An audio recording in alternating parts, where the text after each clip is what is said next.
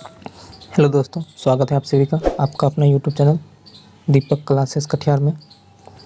तो हम सब ने जो है कि 2 चैप्टर को पूरी तरह से पढ़ लिया था, उसके ऑब्जेक्टिव को भी देख लिए थे। आज हम लोग देखेंगे स्पीड एंड वेलोसिटी, यानी कि गति और वेग। यहाँ से आपको चीज़ें जो है कि बहुत ही अच्छे से समझ में आएगी, इसकी 150% गारंटी है। ठीक है, क्योंकि वो 2 चैप्टर जो था उसमें प्रॉब्लम सबको होती है। ठीक है, यहाँ से आपको हर चीज़ आपको अच्छे से समझ में आएगी। ठीक है, तो आइए सर हम लोग शुरू करते हैं गति और वेग को। ठीक है, सबसे पहला हमारा टॉपिक जो है कि दूरी और विस्थापन। तो हम आपको बहुत बार दूरी और विस्थापन बता चुके हैं। ठीक है, आपको हम फिर भी बताते हैं कि दूरी और विस्थापन में क्या अंतर है। ठीक है, तो देखिए, आपको अगर यहाँ से यहाँ जाना है तो इसका 2 रास्ता हो सकता है। या तो आप सीधा चले जाइए, ठीक है, या तो आप टेढ़ा मेढ़ा जाइए। ठीक है, तो ये जो होता है ये होता है आपका न्यूनतम दूरी। ठीक है, और न्यूनतम दूरी को ही हम लोग बोलते हैं क्या, विस्थापन। और ये है आपका दूरी, ये क्या है आपका दूरी। टेढ़ा मेढ़ा जो जाते हैं वो दूरी होता है। ठीक है, और ये जो न्यूनतम दूरी होती है ये, इसको हम लोग बोलते हैं विस्थापन। ठीक है, ये भी आपका एक प्रकार की दूरी ही है, लेकिन ये एक न्यूनतम दूरी है, तो इसका एक स्पेशल नाम रह जाता है विस्थापन। ठीक है, मान लेते हैं कि हम भी आदमी तुम भी आदमी। ठीक है, तुम मान लो कि तुम्हारा नाम एक स्पेशल हो जाता है आशिक। क्यों? क्योंकि तुम एक किसी से मोहब्बत करता है। ठीक है, तो तुम्हारा नाम क्या हो जाएगा, आशिक। ठीक है, तो उसी प्रकार है दूरी और विस्थापन में। ठीक है, तो हम लोग दूरी को थोड़ा देखते हैं। देखिए, दूरी डिस्टेंस किसी खास समय में चले गए पथ की कुल लंबाई को दूरी कहते हैं। ठीक है, जैसे जैसे चल रहे हैं किसी खास समय में चले गए पथ की कुल लंबाई को हम लोग क्या कहते हैं, दूरी कहते हैं। दूरी एक अदिश राशि है। क्यों? क्योंकि दूरी में कोई भी निश्चित दिशा नहीं होती है। जिसकी भी एक निश्चित दिशा होगी वो क्या होगा, एक सदिश राशि, और जिसमें दिशा नहीं होगा वो क्या होगा, अदिश राशि। हम आपको सदिश और अदिश बता चुके हैं। ठीक है, तो ये दूरी आपका क्या हो जाएगा, अदिश राशि।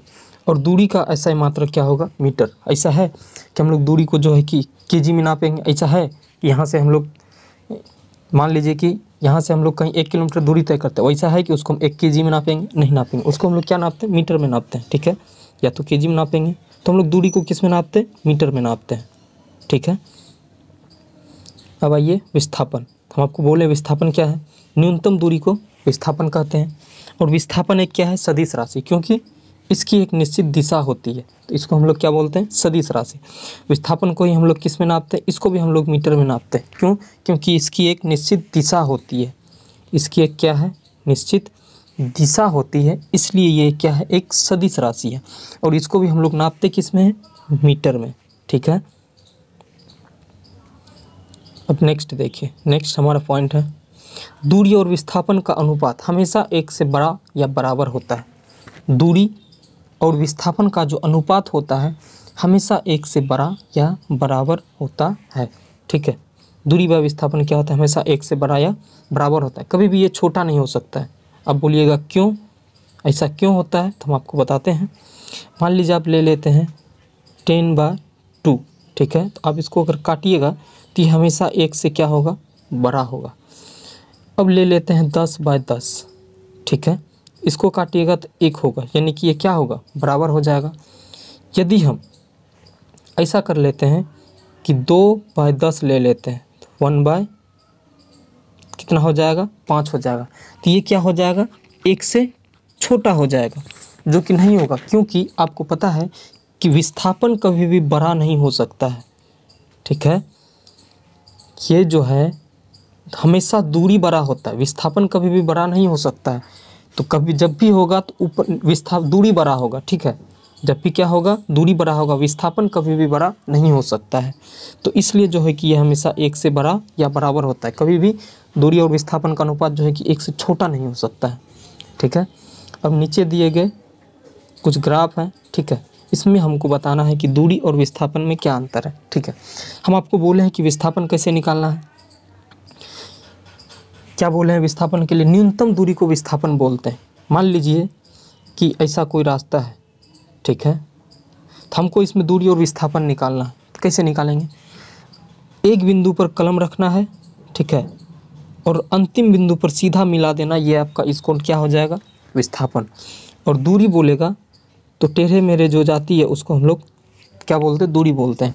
बोल देगा एक चींटी है जो कि पहाड़ पे चढ़ रही है, तो इसका दूरी और विस्थापन ज्ञात कीजिए। तो दूरी निकालना है तो कुल लंबाई को हम लोग दूरी बोलते हैं, तो ये दूरी हो जाएगा। और विस्थापन जब भी बोलेगा तो प्रारंभिक बिंदु पर कलम रखेंगे और अंतिम बिंदु को मिला देंगे, ये हमारा क्या हो जाएगा? विस्थापन हो जाएगा। तो आइए अब हम लोग न्यूमेरिकल को देखते हैं। अब बोल रहा है कि नीचे दिए गए चित्र में दूरी और विस्थापन का अनुपात क्या होगा, ठीक है। तो आपको पता है दूरी क्या होगा? दूरी निकालना है तो 4 3 7 कितना हो जाएगा? 14। और विस्थापन निकालना तो प्रारंभिक बिंदु पर कलम रखेंगे, अंतिम बिंदु को मिला देंगे, तो विस्थापन हमारा क्या हो जाएगा? 10।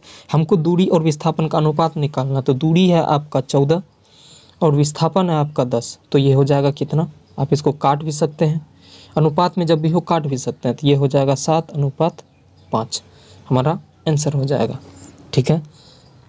अब नेक्स्ट एक और न्यूमेरिकल है, आइए इसको देखते हैं। दिया हुआ है अगर कोई गाय किसी वृत्ताकार पथ पर 28 चक्कर लगाती है तो गाय द्वारा तय की गई दूरी और विस्थापन क्या होगा अगर वृत्त की पथ की त्रिज्या 7 मीटर हो, ठीक है। अब देखिए विस्थापन क्या होता है? विस्थापन अगर मान लीजिए कि आप ये गोल है, ठीक है, अब देख लीजिए अगर यहाँ से चले और हम लोग यहीं आ गए, ठीक है, जहाँ से चले थे वहीं आ गए, तो ये हमारा विस्थापन क्या हो जाएगा? 0 हो जाएगा। लेकिन यहाँ से चले यहाँ पहुँचे तो विस्थापन कुछ ना कुछ होगा। अगर दूरी बोलेगा तो यहाँ से यहाँ तक जो चलने दूरी हो जाएगा। विस्थापन बोलेगा तो अंतिम प्रारंभिक बिंदु पर कलम रखेंगे, अंतिम बिंदु पर मिला देंगे, ये हमारा विस्थापन हो जाएगा, ठीक है। अब मान लीजिए आपको कोई ये आयत दिया हुआ है, ठीक है, ऐसा, इसमें बोलेगा दूरी ज्ञात करना है, तो यहाँ से लेके पूरा यहाँ तक जो जाएगा ये आपका दूरी हो जाएगा। और विस्थापन बोलेगा तो यहाँ से लेके प्रारंभिक बिंदु पर कलम रखना, अंतिम बिंदु पर मिला देना, ये आपका क्या हो जाएगा?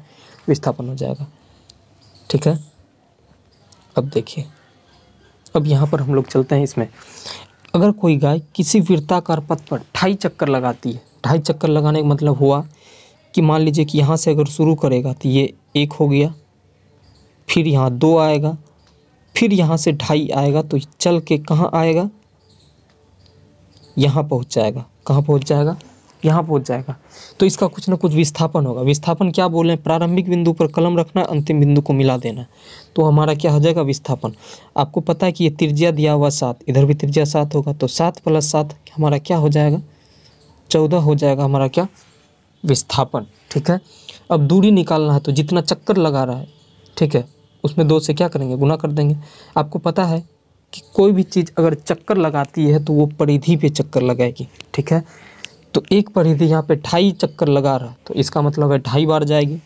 तो दूरी निकालना कैसे निकालना? तो वृत्त की परिधि होती है 2πr, ठीक है, तो 2πr गुना 2.5 चक्कर लगाएगा। तो अब जो जो दिया हुआ है उसको मान को पुट कीजिए और सॉल्व कर लीजिए। 2 का मान 2 है, पाई का मान 22/7 लेना है, ठीक है। त्रिज्या यहाँ पे 7 मीटर दिया हुआ है, तो त्रिज्या हम लोग 7 मीटर ले लेंगे। और 2.5 चक्कर को हम लोग 5/2 भी लिखते हैं, इसको सॉल्व कर सकते हैं। 2 दूना 4, 1 5/2, ठीक है। तो अब आप इसको सॉल्व कर सकते हैं। देखिए ये 7 7 कट गया, ये 2 2 कट गया, 22 को 5 से गुना कर दीजिए, आपका आंसर क्या हो जाएगा? 110 मीटर। तो ये हमारा आंसर हो गया, ठीक है। तो इस तरह से हम लोग निकालते हैं। अब नेक्स्ट आइए देखते हैं। नेक्स्ट दिया हुआ है, देखिए क्वेश्चन है हमारा, अगर किसी वस्तु को 5 मीटर ऊंचाई तक फेंका जाता है और वह वस्तु पुनः पूर्वावस्था में आ जाती है तो दूरी और विस्थापन का अनुपात क्या होगा, ठीक है। आपको एक चीज़ पता है, आपको एक चीज़ पता रहना चाहिए, कोई भी चीज़ ऊपर जाने में जितना समय लेती है और नीचे आने में भी उतना ही समय लेती है, ठीक है। यहाँ दूरी और विस्थापन बोल रही, क्या बोल रही है कि अगर किसी वस्तु को 5 मीटर ऊंचाई तक फेंका जाता है, ये फेंक देते हैं, ये कोई वस्तु है 5 मीटर ऊपर की ओर फेंक देते हैं, ठीक है।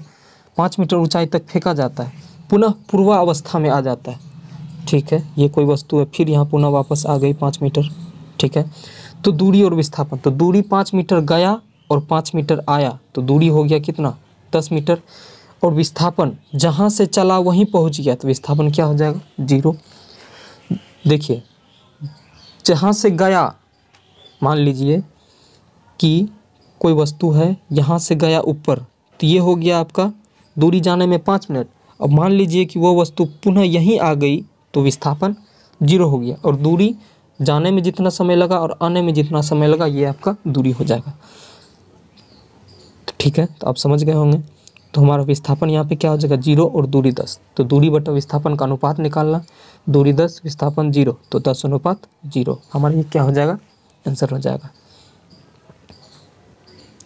अब देखिए, अब एक और क्वेश्चन है, इसको देखते हैं। न्यूमेरिकल है, एक पिंड द्वारा 23 मीटर त्रिज्या तथा 144.51 मीटर परिधि वाले वृत्ताकार पथ पर एक चक्कर लगाती है, तो इसकी दूरी और विस्थापन ज्ञात कीजिए। क्या ज्ञात कीजिए, दूरी और विस्थापन ज्ञात करना है। ठीक है, अब देखिए दूरी, हमको अगर दूरी निकालना है, अगर दूरी निकालना है तो दूरी क्या होता है, दूरी होता है जितना चक्कर लगाई परिधि पर, एक परिधि के बराबर। ठीक है, और यहाँ पे एक परिधि का मान दिया हुआ है, एक चक्कर लगाता है, एक परिधि का मान दिया हुआ है 144.51 मीटर। तो हमारा यही हो जाएगा दूरी, क्योंकि एक ही चक्कर लगा रहा। तो हमारा आंसर क्या हो जाएगा 144.51 मीटर। ये हमारा क्या हो जाएगा दूरी। और विस्थापन निकालना है, तो विस्थापन हमारा क्या हो जाएगा, यहाँ से चला यहीं पहुँच गया, तो विस्थापन हमारा क्या हो जाएगा 0। विस्थापन क्या हो जाएगा 0, क्योंकि एक ही चक्कर लगा रहा है, जहाँ से चला वहीं पहुँच गया, तो हमारा क्या हो जाएगा विस्थापन 0 हो जाएगा। ठीक है, देखिए पिंड द्वारा तय की दूरी बराबर वृत्ताकार पथ की परिधि, ये हो जाएगा। और एक चक्कर लगाने के बाद पिंड का विस्थापन बिंदु ए से बिंदु ए तक ही दूरी है, तो विस्थापन क्या हो जाएगा 0 हो जाएगा। ठीक है, अब देखिए दूरी और विस्थापन में अंतर समझते हैं हम लोग कि दूरी क्या है और विस्थापन क्या है। हम आपको पहले भी बता चुके हैं दूरी और विस्थापन क्या है। दूरी, ठीक है, दूरी होती है आपका कुल लंबाई को हम लोग दूरी बोलते हैं, और विस्थापन को बोलते हैं न्यूनतम दूरी को हम लोग विस्थापन बोलते हैं।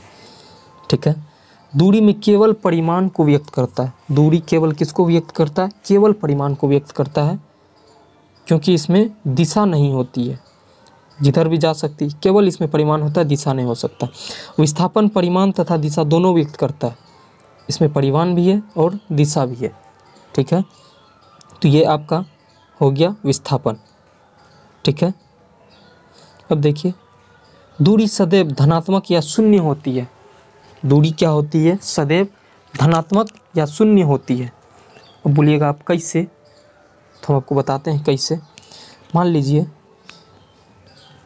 कि ये कोई वस्तु है, अगर चलेगी कुछ न कुछ तो धनात्मक, कोई वस्तु है अगर चलेगी तो धनात्मक, अगर नहीं चलेगी तो शून्य। अगर कोई वस्तु जाएगी, अगर दूरी तय करेगी तो क्या होगा धनात्मक। अब मान लो कि यहीं रुका हुआ है, ठीक है, तो क्या होगा शून्य होगा।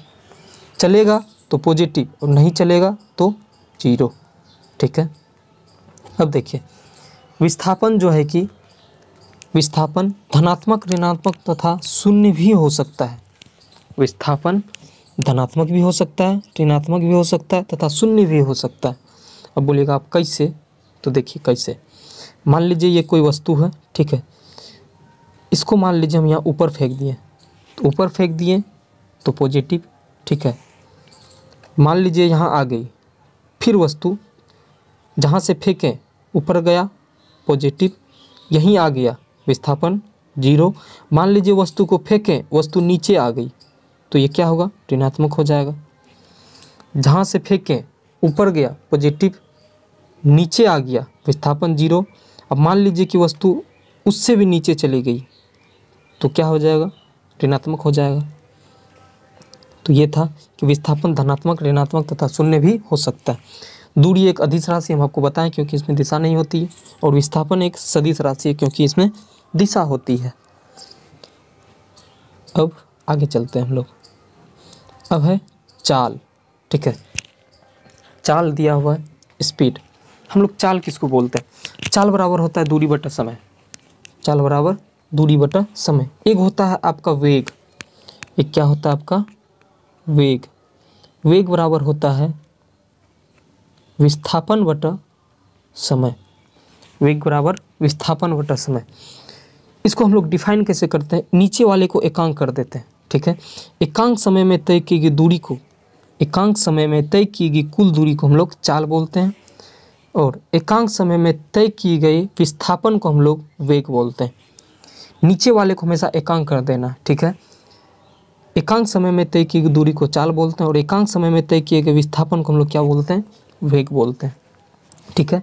जो भी चीज़, जो भी वस्तु अगर दूरी ट्रेवल करेगी तो उसको हम लोग चाल बोलेंगे, और जो भी वस्तु विस्थापन ट्रेवल करेगी उसको हम लोग वेग बोलते हैं। तो हम आपको एग्जांपल बताते हैं, बोलिएगा कैसे। जैसे मान लीजिए कि ट्रेन है, तो ट्रेन की हम लोग ट्रेन की हम लोग क्या बोलते हैं? चाल बोलते हैं। क्यों? क्योंकि वह दूरी ट्रेवल करती है। ऐसा है कि ट्रेन मान लीजिए यहाँ से चलेगी सीधा जाएगी? नहीं, वो टेढ़ा मेढ़ा जाती है। तो ट्रेन जो है कि आपका दूरी ट्रेवल करती है, इसलिए हम लोग ट्रेन की चाल बोलते हैं। और विस्थापन, बंदूक की गोली ऐसा है कि टेढ़ा मेढ़ा जाएगी? नहीं, तो वो सीधा जाती है। बंदूक की गोली सीधा जाती है, तो वो जो है कि विस्थापन ट्रेवल करती है, तो इसलिए हम लोग क्या बोलते हैं?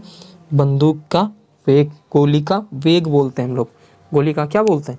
वेग बोलते हैं। जो भी चीज़ या जो भी वस्तु दूरी ट्रेवल करेगी उसकी हम लोग उसको चाल बोलेंगे, और जो भी विस्थापन ट्रेवल करेगी उसको हम लोग क्या बोलेंगे? वेग बोलेंगे। ये साइंस है। अगर आपको एक बार समझ में आ गया तो फिर आपके दिमाग से जाएगा नहीं। अगर नहीं समझ में आया तो आप कितना भी इसको डाल लीजिए, आपको समझ में नहीं आएगा। इसलिए आप लोग समझने की कोशिश कीजिएगा, आपको चीज़ें समझ में आएगी। देखिए, चाल, एकांक समय में तय की गई कुल दूरी को चाल कहते हैं। चाल बराबर दूरी बटा समय। इसका ऐसा ही मात्रक क्या होता है? मीटर पर सेकेंड होता है, ठीक है। क्या होता है? हम आपको पहले भी निकाल के बताए थे। क्योंकि दूरी का हो जाता है मीटर, समय का हो जाता है सेकेंड, तो ये हो जाता है मीटर बाय सेकेंड, और नीचे से ऊपर जाएगी तो ये हो जाएगा मीटर पर सेकेंड, ठीक है। तो यह एक अदिश राशि, क्योंकि दूरी एक अदिश राशि, इसलिए चाल भी क्या हो जाएगा? अदिश राशि हो जाएगा। अब आते हैं हम लोग वेग। जस्ट हम आपको वेग बताएं, ठीक है। क्या बताएं? वेग, वेलोसिटी। एकांक समय में तय किए गए विस्थापन को हम लोग क्या बोलते हैं? वेग बोलते हैं। क्या बोलते हैं? वेग बोलते हैं। जो भी चीज़, जो भी वस्तु विस्थापन ट्रेवल करेगी या सीधा जाएगी उसको हम लोग, उसकी चाल को हम लोग क्या बोलते हैं? वेग बोलते हैं। जिससे बंदूक से निकली हुई गोली का वेग होता है, ठीक है, क्योंकि वह विस्थापन ट्रेवल करती है। अब देखिए, इसका भी ऐसा ही मात्रक क्या होता है? मीटर पर सेकेंड होता है, ठीक है। क्योंकि विस्थापन एक दूरी है तो इसको भी हम लोग मीटर में नापते हैं, समय सेकेंड है तो इसको हम लोग सेकेंड में नापते हैं, तो ये हो जाएगा मीटर पर सेकेंड, ठीक है। यह एक सदिश राशि है। क्यों? क्योंकि विस्थापन आपका सदिश राशि है, तो वेग भी क्या हो जाएगा? सदिश राशि हो जाएगा, ठीक है। अब देखिए, अब है वेग, वेलोसिटी। वेग दो प्रकार का होता है, एक आपका प्रारंभिक वेग, एक आपका अंतिम वेग, ठीक है। प्रारंभिक वेग को हम लोग u से डिनोट करते हैं, और अंतिम वेग को v से डिनोट करते हैं।